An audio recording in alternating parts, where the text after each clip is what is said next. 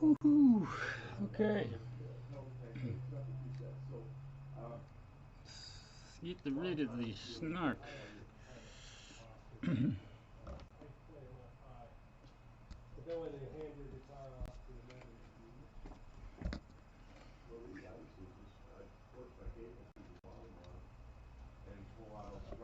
Hello.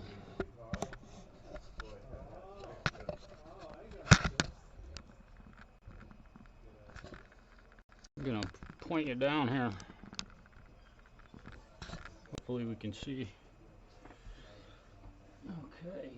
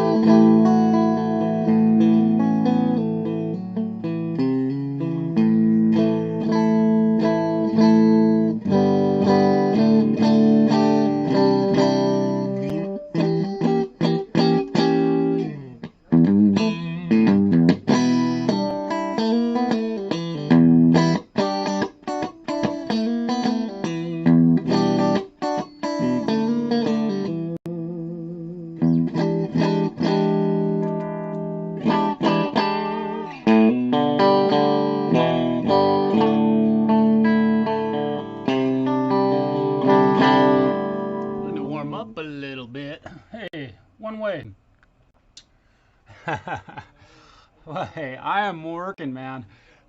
Thanks for being here. So, had a little chat with a friend this morning, or last night and this morning, about a little trick. I'm not going to spend a whole lot of time describing this little trick, but the subject of writing a song using one chord came up in a discussion. So, hey Hugh, what's up, buddy? Uh, Hugh, I think you know how to play a diminished chord, I would guess. I can only guess that you know a diminished chord. And the voice of it that I use is commonly here on the guitar neck. This would be a root note E flat diminished, right? Kind of an ugly, I may not have had my fingers in the right place, but ooh, I'm gonna fall over. There you go. So an E, this would be an F diminished at this point, the root note being that F note.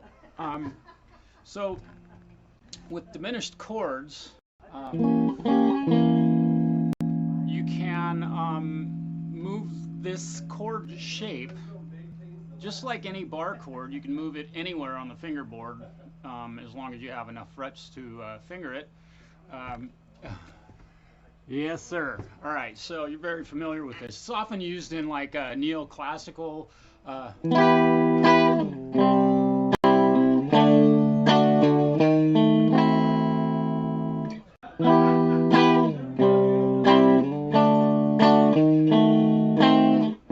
Right? But that would be using more than one chord.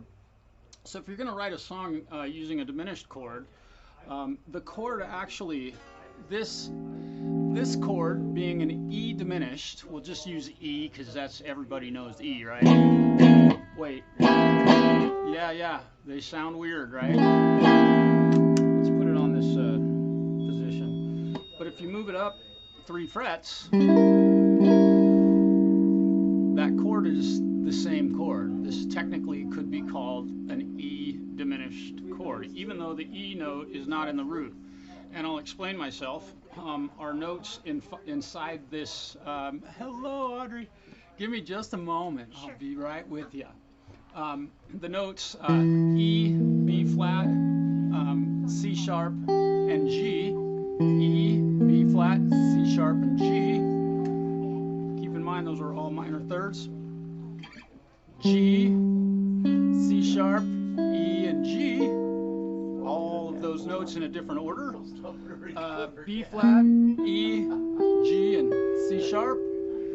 So technically, you're playing the exact same chord without changing anything. So you could play a 1-chord song that would sound like this.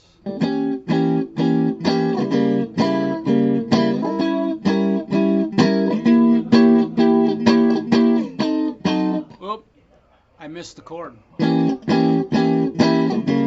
not warmed up.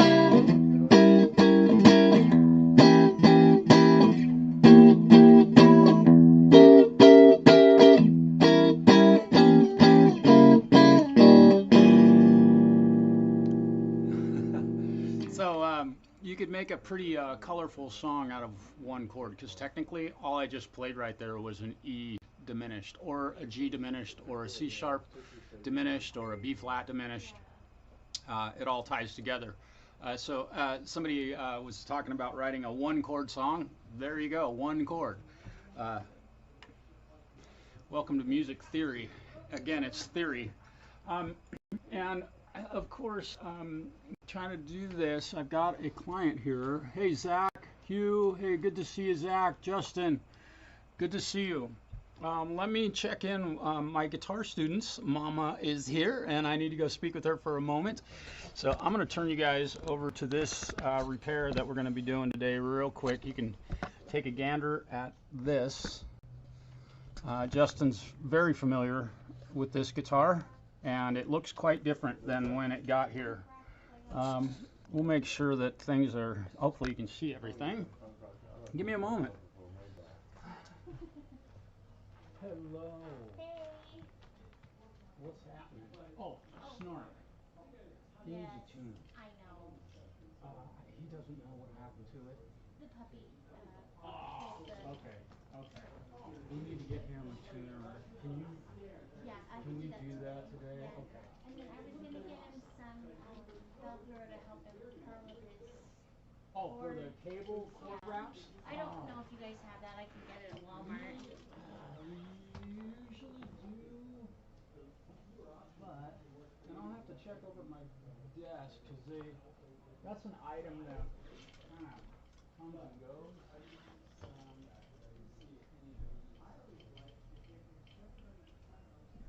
Stu, have you seen any of those Velcro cord We had wraps? some over here, but I don't know if they're still there.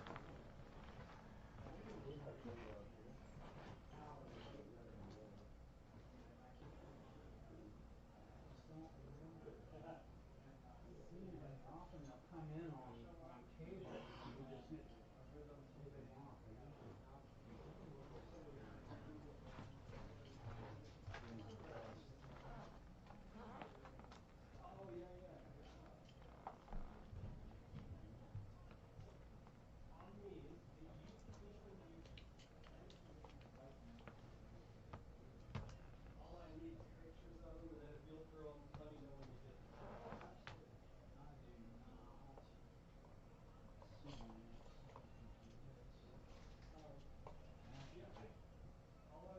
Stu, if you can't find any, we're going to pull the set off of this.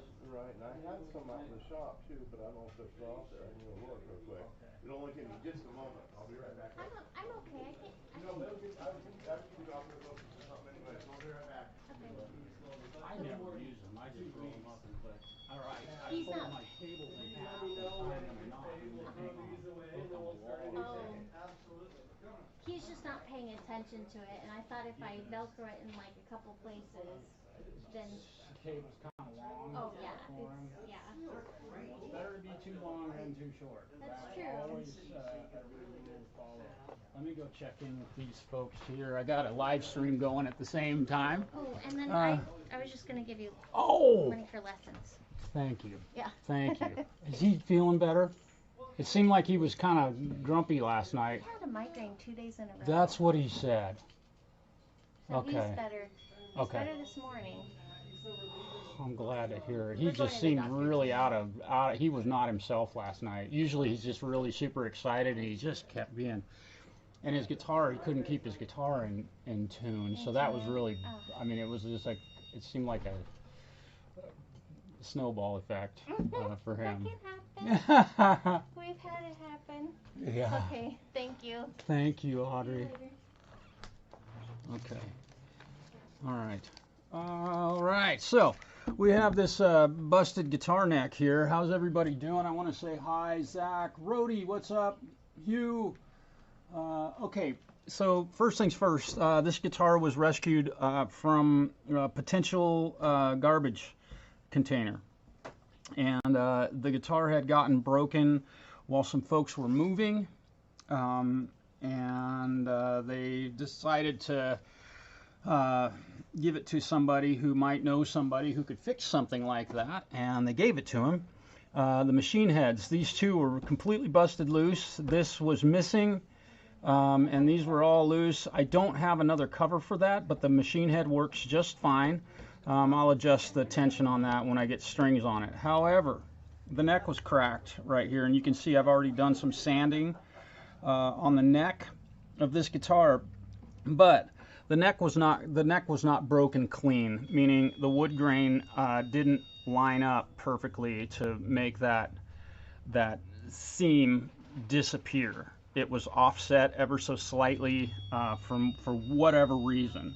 I could not get the grain to line up properly. There's a photograph on one of my other social media platforms that shows the process that I used to get this thing glued, and I used tight bond wood glue to join that back together again, clamped it up. I had 4 or 5 clamps in this span of space to get that clamped. It's a very common repair. Hugh, you've probably done it before.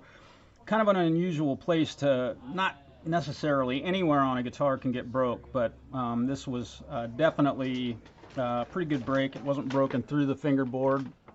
So we've gotten it nice and evened out. Joey, thank you, brother. And so now what I've got are these little gaps here. If I run my fingernail over that, I can feel it, right?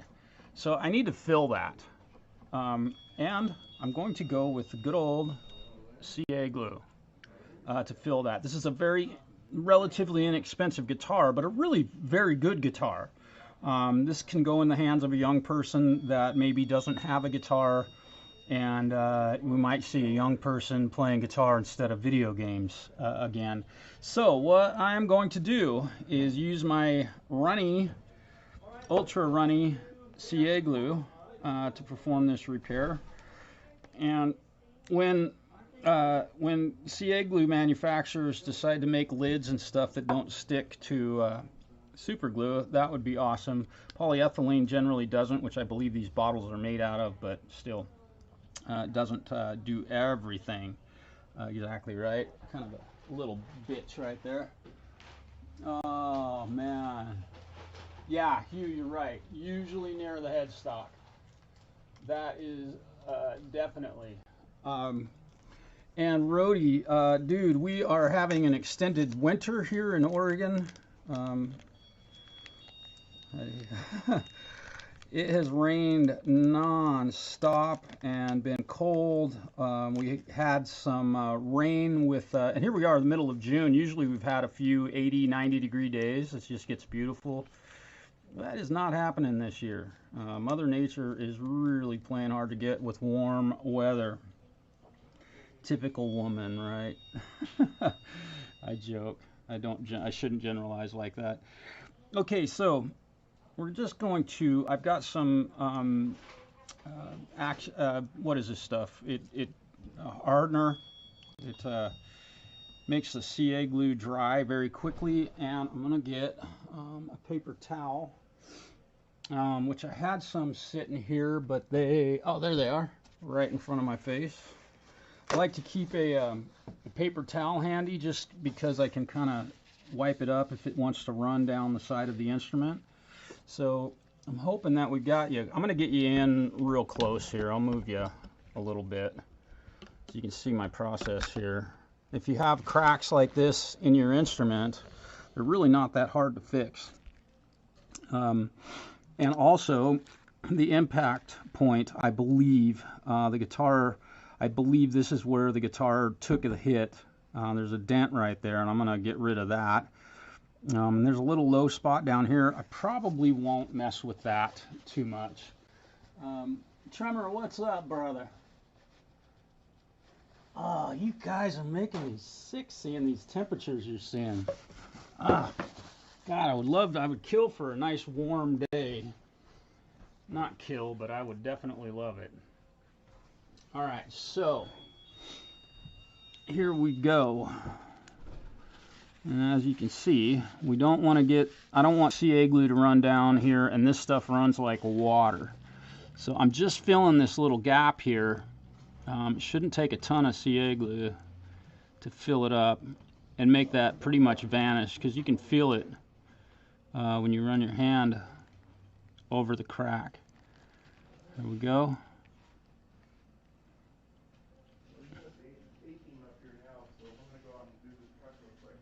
Just using a really subtle touch here.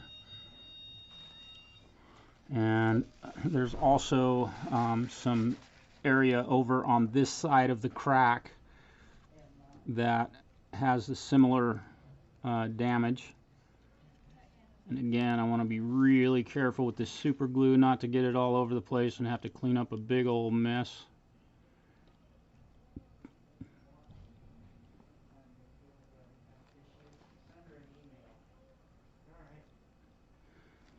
That's looking really good.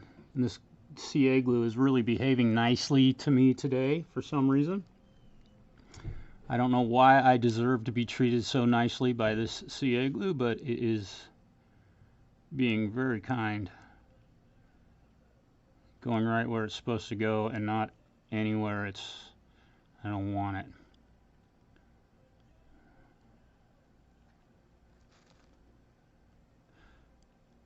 All right. We'll just reapply some more on this side. This ultra runny glue is really a lifesaver in a lot of cases when you're doing a repair on an instrument. I'm going to take a look at the chat.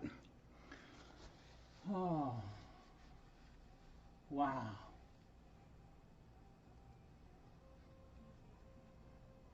Ooh. Wow, wow, wow. Kansas.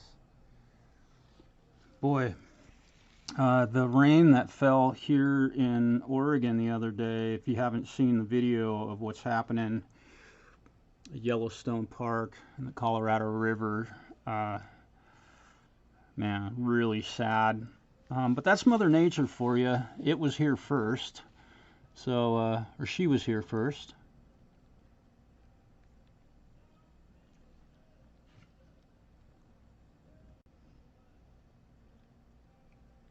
Takes just, you know, you gotta take your time.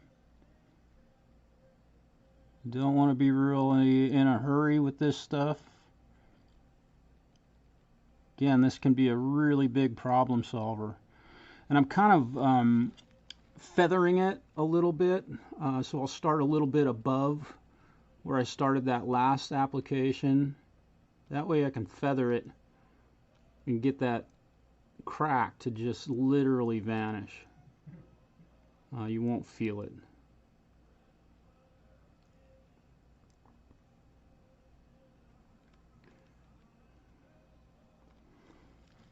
If this were my guitar, this is exactly what I would do in this case.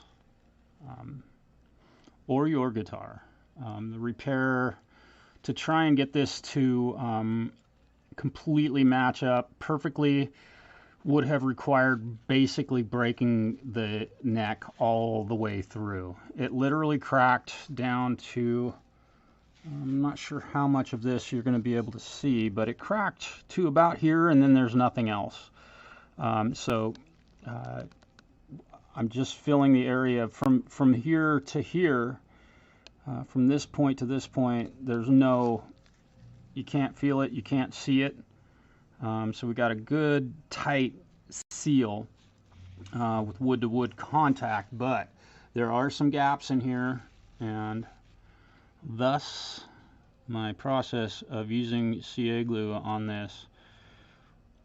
I'm going with a little bit bigger amount there because I want the CA glue to be proud of the actual crack so that I can grind it and sand it down so that it is gone. Okay, I'm not sure how well you're able to see both sides of that repair. I'm going to let this set for about 20 seconds. I'll wipe up a little bit of a drip that I did right here. Got a little too much on there. There we go.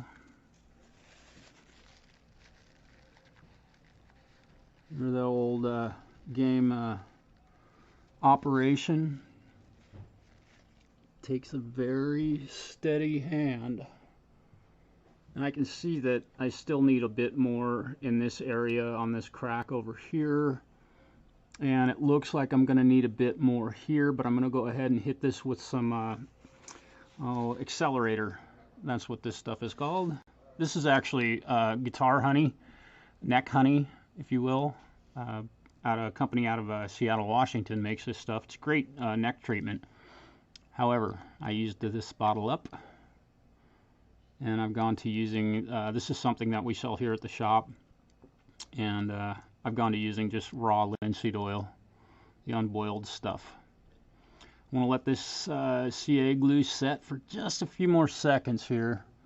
I know this is terribly exciting, but you need to fix a divot in your guitar. Like this one, we'll fill it with CA glue and sand it down.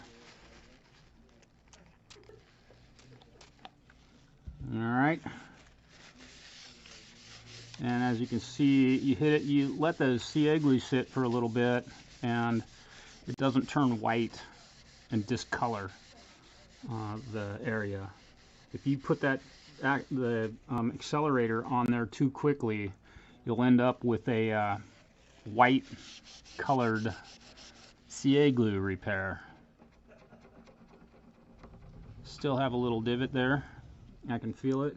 I did sand this down a bit before I did this, of course, to try and smooth it out. Boy, we're awful close. I'm going to take my one of my favorite tools, and just scrape away at that a little bit.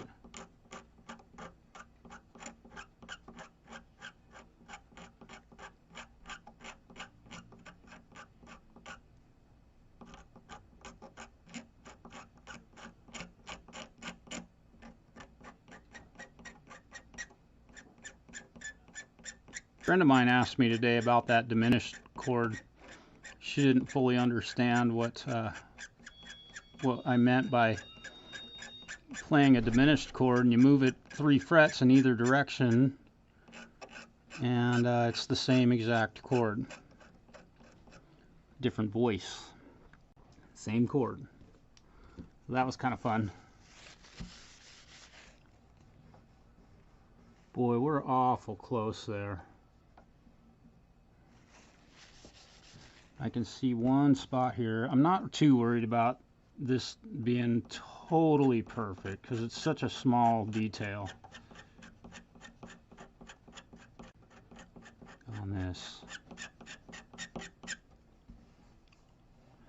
Yep, we're looking really good. And I'm sorry if my hand is getting in the middle of the shot here. I know you probably can't see what I'm doing. real well at this point.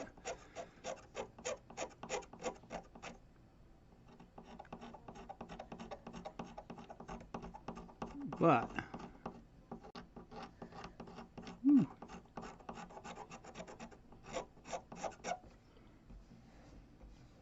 oh yeah, that's gonna work great.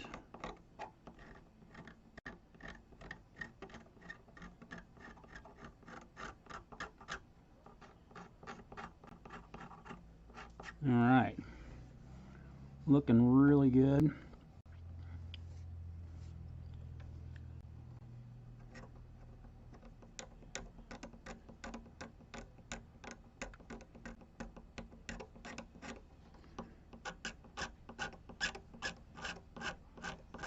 I have a question for Hugh, if you're still here, man. Intonation of a guitar. I'm just curious what you might do when you're setting up an intonation on an instrument and your tuner, your equipment all tells you that the thing is just spot on, but yet when you record or play something with someone else who says that their guitar is in tune, it's just not right. I'm curious what you would do in a case like that, where your tuner is telling you that you're right, but your instrument isn't. Working on another piece of music with a friend of mine that many of you know. I'm sure all of you know him. But we're having some issues with tuning, and it's unusual because I've checked my instrument, and I mean, it's telling me I'm spot on, and when I listen to the recording, it sounds spot on. But he's worried that his guitar, he's setting the intonation up, and it's just getting one reading and it's not actually accurate. I'm curious what you might do, Hugh. He seems to enjoy the string action at this point, so I don't think it's a matter of the string action being so far out that when he frets a note, it's out of tune, but we all know that can be the case. That's why a lot of people aren't in tune, because their string action on their instrument's too high. I'm going to check real quick. Let me see if...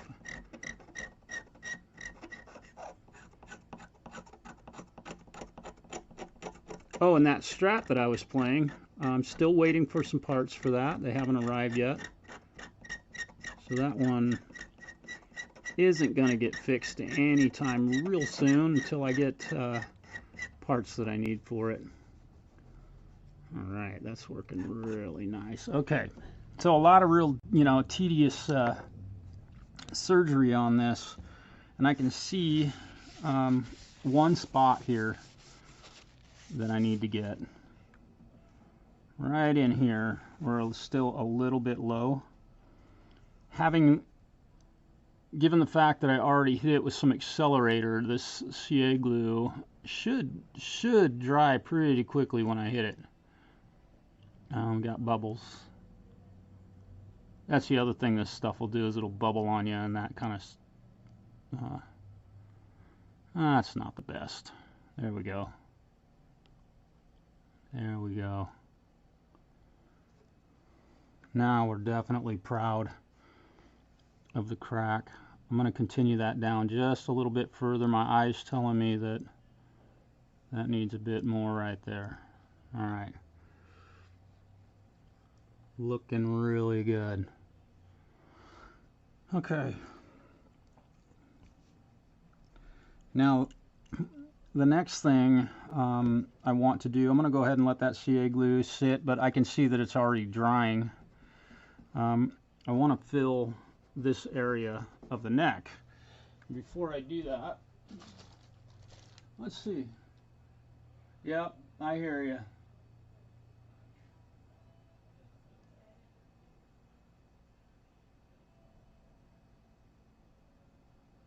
Ooh.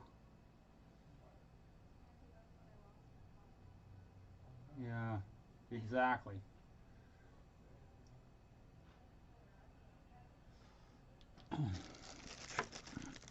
often with tubes, it's really important to match them for how the amplifier has been biased. If you use the wrong tube and the bias is incorrect, your tubes are going to have a very short-lived experience in the amplifier. I don't know how many people might agree with me or not, but some amps are self-biasing and they will adjust if you put a different tube in them. Mesa Boogies are notorious for that. A lot of Hughes and Kettner amps are done like that. You gotta be careful, man.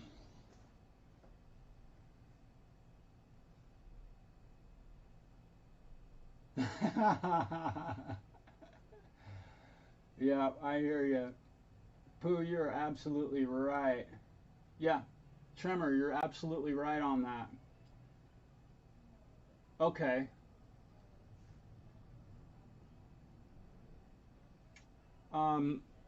That's good to know, Rhodey. I own a Tubemeister 18 Hughes and Kettner amplifier, which may or may not be the same amp that you own. It almost seems like we do own the same amplifier. Or maybe you have the 20. I think they call it a Classic 20 or a Tubemeister 20. But yeah, this CA glue is just hardened really quickly because I had the accelerator on it. And I use, I'll show you exactly what tubes I use. Right out of my own home state of Oregon, our supplier carries these, and they are just straight up EL84s. And they have gotten expensive if you haven't noticed. However, one of the last things that ever goes wrong in any tube amp is the tube. Believe it or not, these are one of the most durable parts of any amplifier ever built.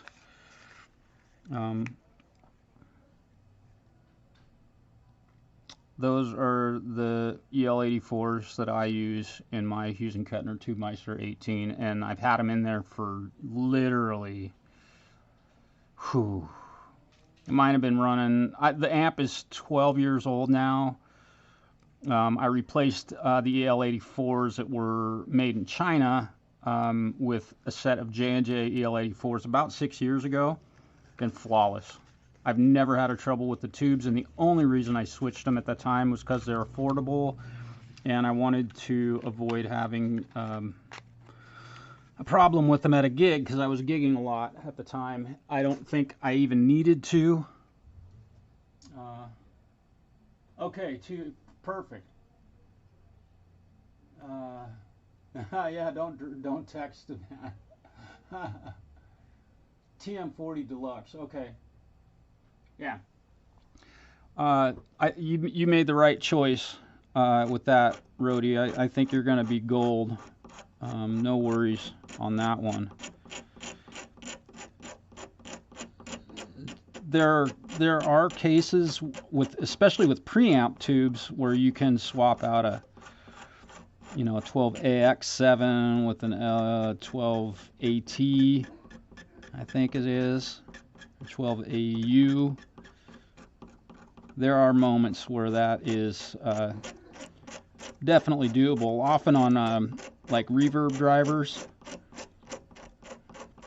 Just less gain. Power amp tubes, though, you'll be good. You'll throw those in there. Were the tubes bad, Rhodey? I mean, were they just, did you determine that they were bad just because of the audio quality, or? That's a difficult thing to determine. I mean, without some pretty good test equipment.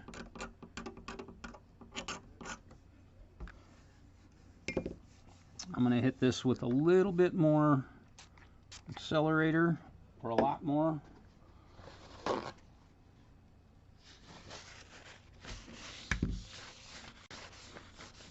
Okay. Yep, we're looking really great there. So I'm going to use a little bit of sandpaper to sand that down, but I'm going to let the accelerator kind of evaporate.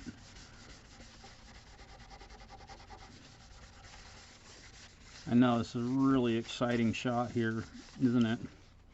So while I'm letting that go, we'll move you over here. And I wanted to, I know we got, oh, okay. Yep, that's a common symptom of tube failure. I don't know if you have a set of these, Hugh. Hugh, my partner in crime in the Lutherie world. These furniture scratch markers. For doing something like this, where you want to get the finish to kind of match a little bit, man, these are gold.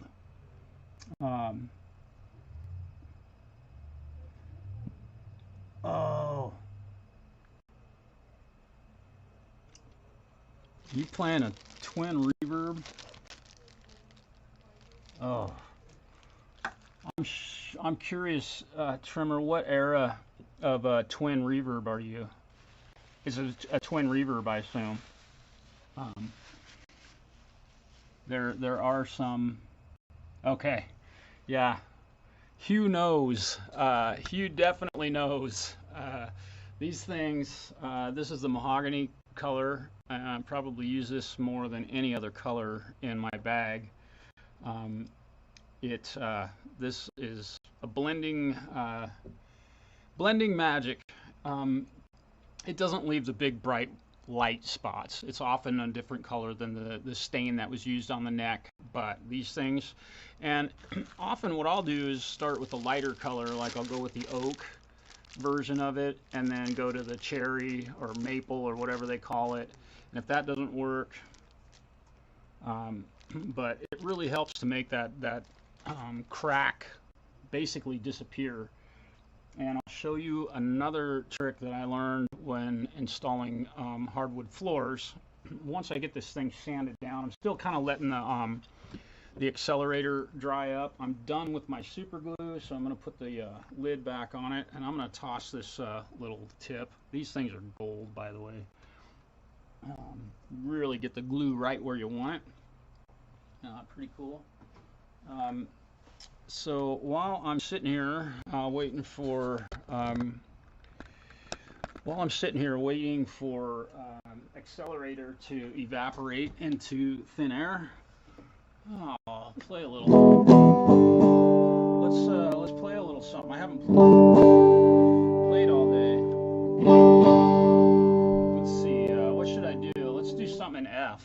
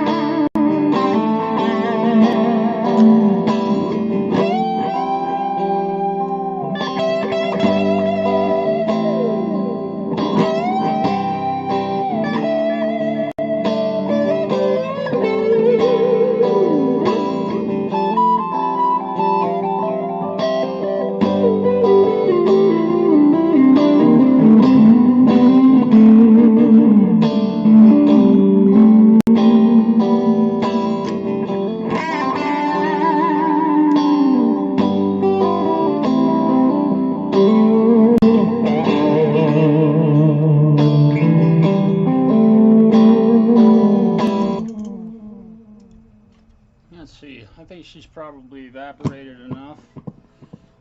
All right. Let's turn that off. Get you back over here in the movie. All right. Let's see what's happening here. Yeah, we're looking really good. Looks like things have dried up really nicely. Now I'm using some 320 grit here, just to smooth out that top surface of the CA glue.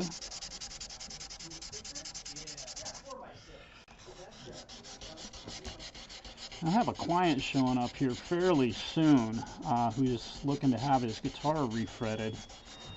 Very good friend of mine had gave me a guitar, and his dad's coming in to have some work done. Gotcha. And he is one of the coolest people I've ever met.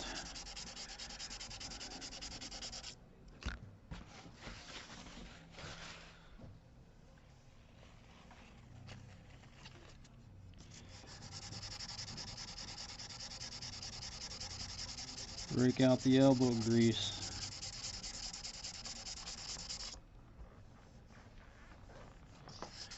Starting to feel really nice.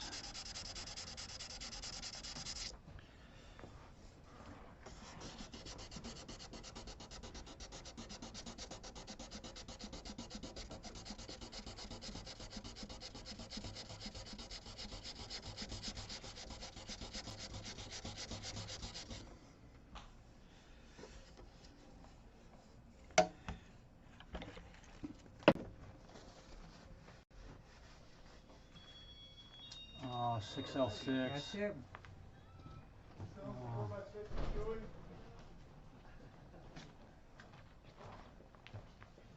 How's it You going? need some 4x6s? Yeah. Cool, cool. What's the best kind you got?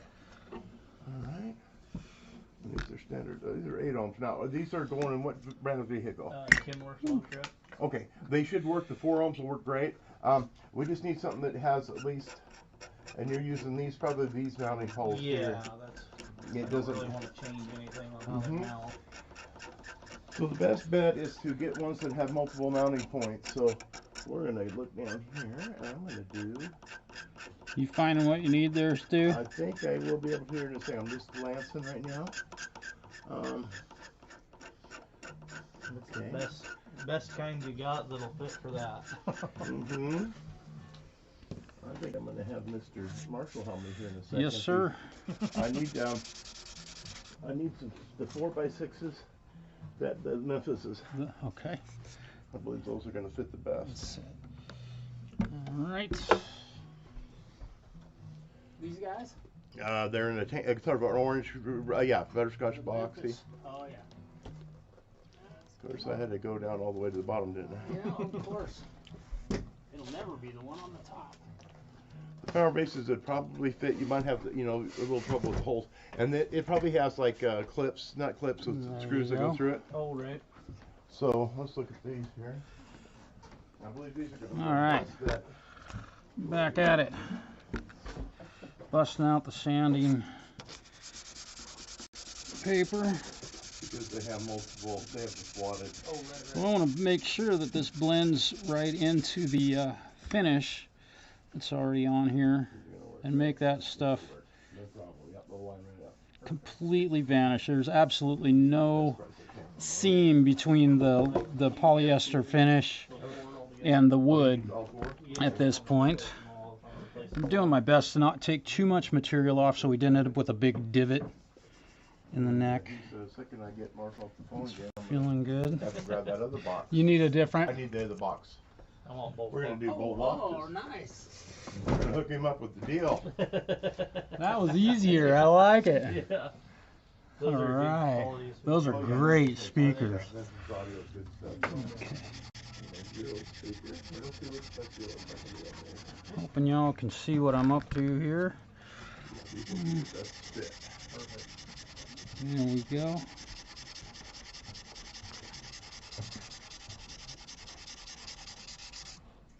Yeah. That's looking really nice. looking really nice. And just my razor blades. So I've got a little bit of excess sand powder dust coming out of here, so we'll dig that out of here. I'm going to fill this gap or this spot right here anyway, and we'll color it with some furniture polishing pens. Alright, looking good. What do you think? Now, here's another little trick that you can use to kind of make stuff blend.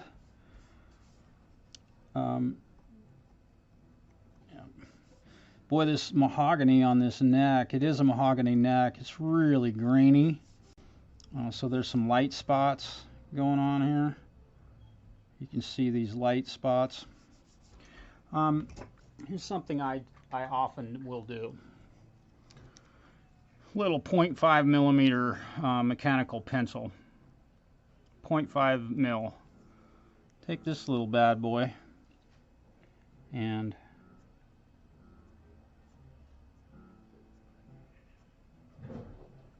if you've ever laid hardwood floor, you know exactly what I'm up to here.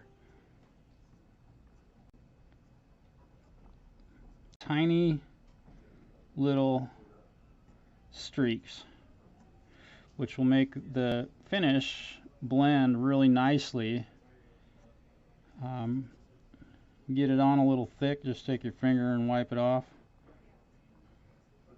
Kind of makes the wood grain blend a little better in spaces where the finish doesn't necessarily match. It gives you a little bit more color in it, and believe it or not, it really does hide a lot of the blemish or the differences in color that you might encounter. Right?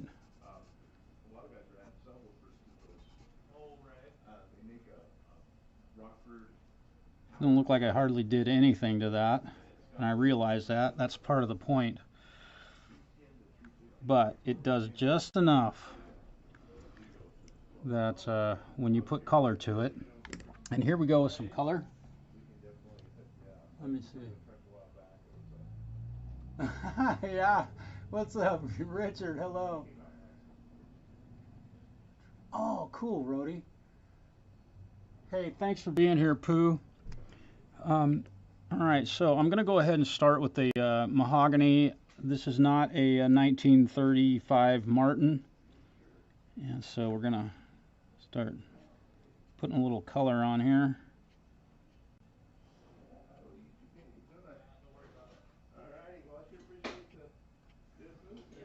And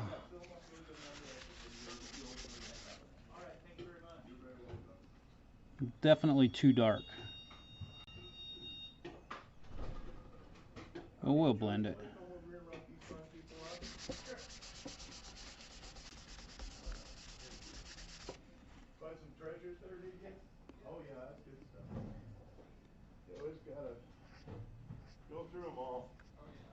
Finish repair. Here we go. Thanks for your help. You bet.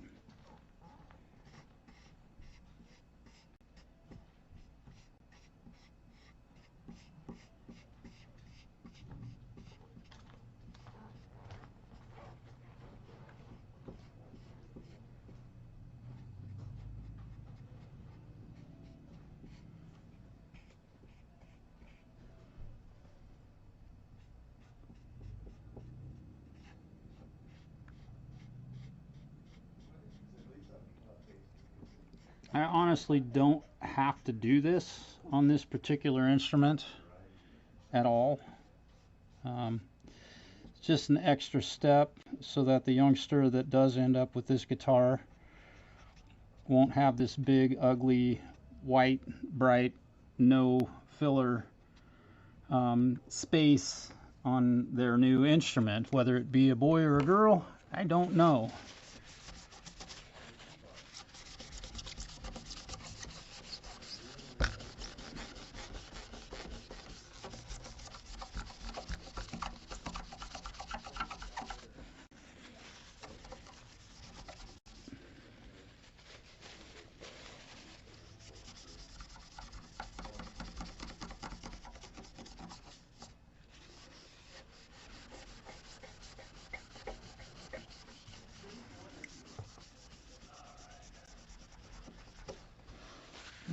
So we're way too dark. Way too dark, right? So we will tiny tad of denatured alcohol on this rag.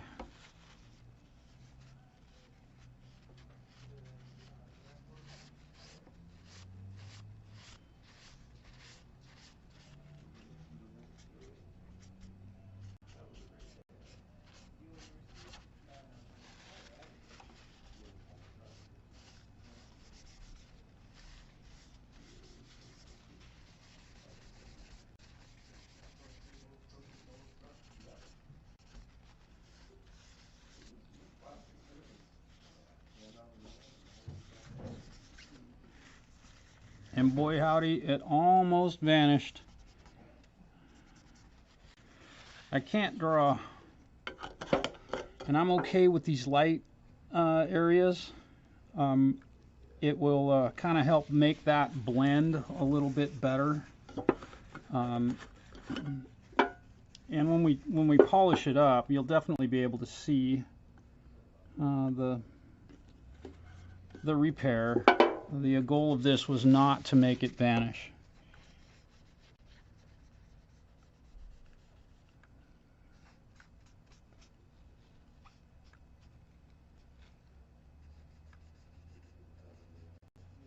Kind of going around the outer edges of that to get these dark spots.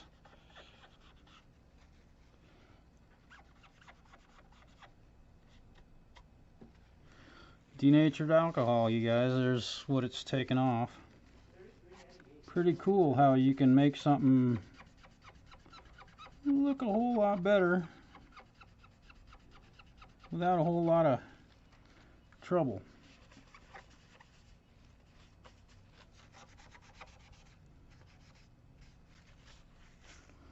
There we go.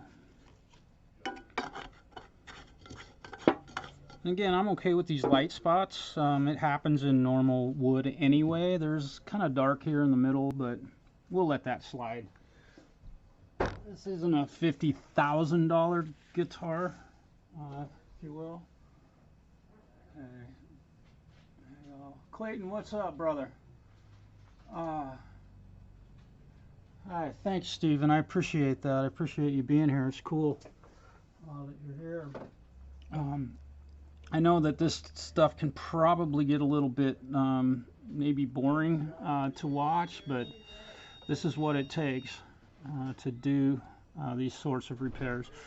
Now, I've put some stain in the big old divot right here, and so now I'm going to fill that with some gel CA glue. I want it thick. I want to get it into the dent, and we'll smooth that out. Gotten way too much on there, but we'll let that go. So now when you're playing the instrument, it's not going to feel like a big old divot in the neck where it took a hit. It's looking really nice. And you might be wondering what I'll finish this with, because I've got bare wood here and here. I'm just going to use the linseed oil, and I'll do, I don't know, 5 or 6 coats of, actually I may even use some, I'll start with some tongue oil. That stuff hardens a little bit harder, and it's a lot thicker in my humble opinion. So it does a really great job of covering these areas where a repair like this has been done, where you're down to bare wood and you've got to try and match some finish on that. I'm going to let that CA glue sit there for for just a few minutes. Take a look at the chat. Zach.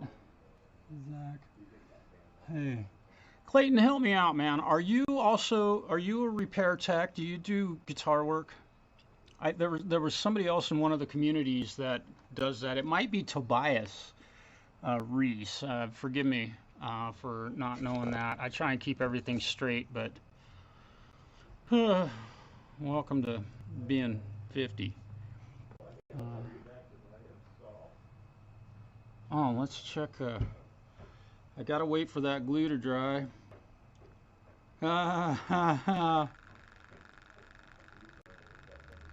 Let's see here.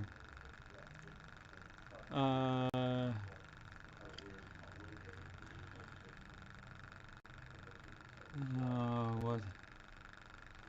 Okay.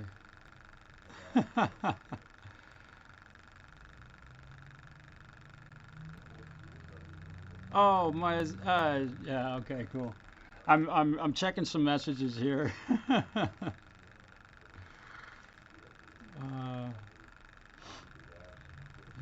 Okay. Oh, Jude just got back to me. That's kind of fun. All right. I gotta check my blood glucose here, make sure that's doing good. I might have to shoot up on TV. I am gonna have to take some insulin. I have to do that once in a while when I'm here. I'm gonna hold off on doing that until I go to lunch, I think. Okay. Okay. Okay. I was thinking, Clayton, that you were a repair tech, but I think the other guy in Ron Ward's community, probably others, I think it's Tobias Reese. He writes some really cool stuff. Enjoy his music. All right.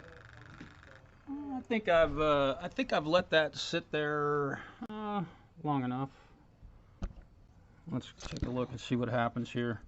You might get a taste of what happens when you shoot accelerator on CA glue too quickly, and you know what I just considered also is that the accelerator may just undo my stain job on this, so I'm going to cover that up a little bit. Let me get another paper towel.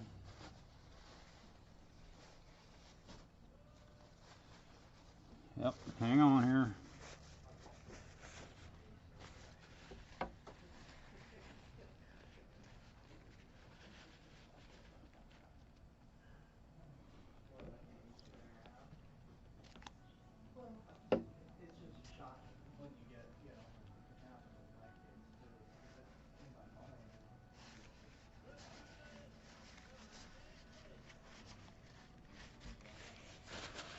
Look at that. It didn't.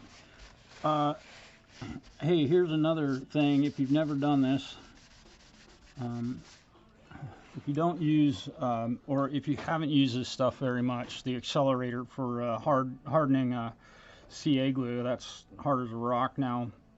I'll give that a few more seconds. That was a real thick. Don't get this on paint on an instrument. Like the truss rod cover on a Les Paul, something like that. It will obliterate that paint. It will make it go away. Literally just makes it go away, especially on Les Paul. Ask me how I know. So I like to use my razor blade to scrape off the excess glue initially.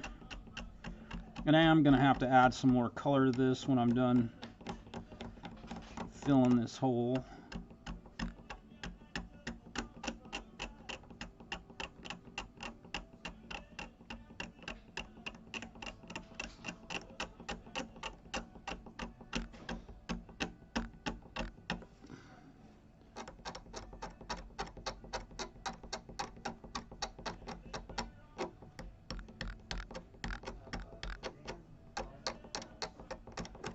It's interesting, we're having such cold weather here in my part of the country, which is really unusual. I mean, it's not unheard of, but it's been a while since we've had a spring that was this cold and wet. Many years. But a lot of my friends are firefighters fighting forest fire. And they are in places in the country where it is miserably hot. So I'm hoping that all of them are very safe right now, and their job requires them to work in some of the most dramatically hot environments that you can ever hope to experience. And you know what? I haven't ever heard one of them bitch about it. These are some tough mofos. And here I am bitching about the cold weather.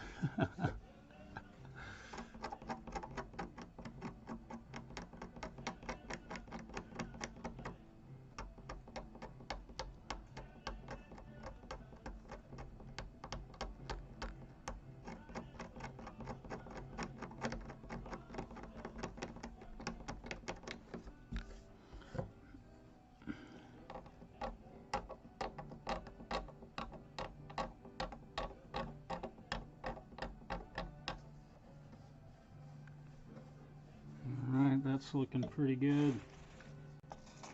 Again, I'm going to grab my 320, and oh, this 320 grit, this is it's 3M.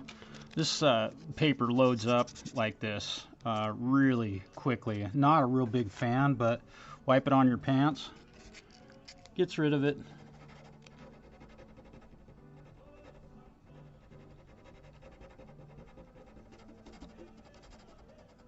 Yes, this is going to remove some of the color that I put in this, which is fine. Man. Almost invisible. I'm going to feather it out a little bit.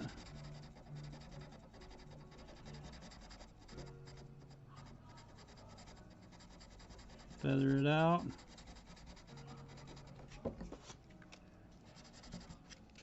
You can see that just loads up. Of course, with CA glue, when you're sanding CA glue, it'll load up your sandpaper pretty quickly.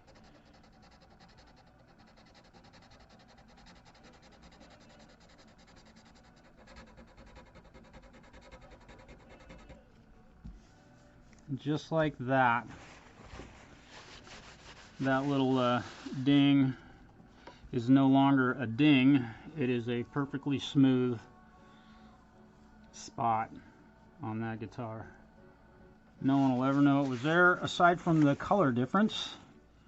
So we'll go ahead and put some more stain on there. Look at that. We'll make it vanish, or at least close to vanish.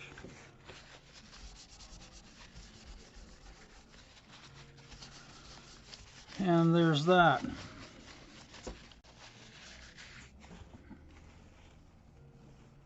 And I think at this point, I'm going to let this sit and dry for a little while. And I can come back probably tomorrow and hit it with some tongue oil. Make it all look pretty again. Sand it down, probably end up polishing it with some, I don't know, 2000 grit. And then hit it with a little bit of polish. Yeah, that feels really nice. You can't even feel that. So I like that. Looking good. So let's see. The next project. I have a what is it?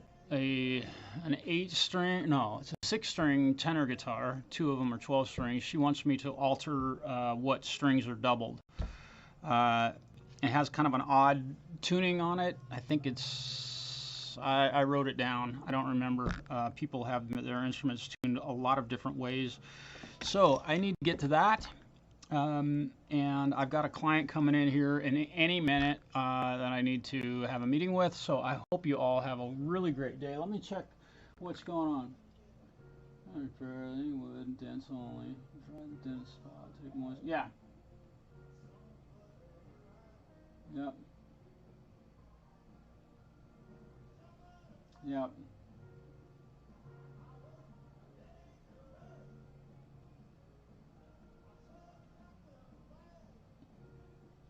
Yep.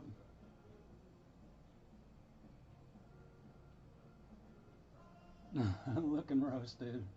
Ivan, what's up, brother? I haven't seen you for... I have an idea. Hey, I have an idea. Yeah, and Clayton, I thank you for that input. That is a great way to do that. This dent was far too deep to try and pull that out. I could probably use that. There are a couple other small dings on this that I could use that. I often will wet a paper towel or a rag, usually a rag, like a t-shirt material, wet that and then hit it with a soldering gun, and that will, I mean, little divots in a guitar, it will definitely pull them out. That is a great bit of advice. But at the same time, you want to be really careful not to burn your finish on your guitar, which can happen fairly easily in those cases. So that is a really cool, and I considered trying that on this. It's just, it's too deep. I didn't even want to risk it. Filling it with CA glue made it just totally vanish. So really happy with the way this turned out. It looks great. So a little bit of sanding, a little bit of finish, we'll be good to go. You'll all have a really wonderful afternoon. I've got a lot of work left to do today. I thought I'd go live and share this with you. Again, I want to thank Justin Mai for rescuing this guitar from a potential garbage bin and bringing it to me. There were a lot of people involved in this guitar becoming a part of my workbench, given the fact that Justin found it, or his friends gave it to him. His buddy Alan was in Idaho and picked it up from him and drove it back here to La Grande, which is about a 2.5-hour drive. And then Alan's wife came in and gave the guitar to me. So a lot of people were involved in this guitar ending up on my bench and coming back to life versus becoming a piece of a garbage dump. So I'm really grateful for that. Thank you all. But Justin, dude, thanks for bringing this in. I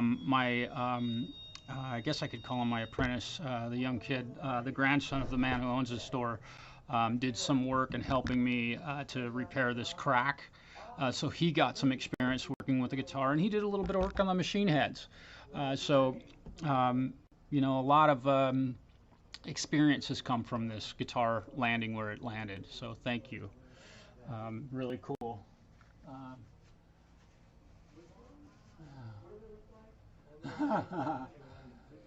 Laz, what's up, brother?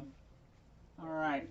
You guys have a great afternoon. Peace. Probably see y'all on a show at some point in time, one of these times. Peace.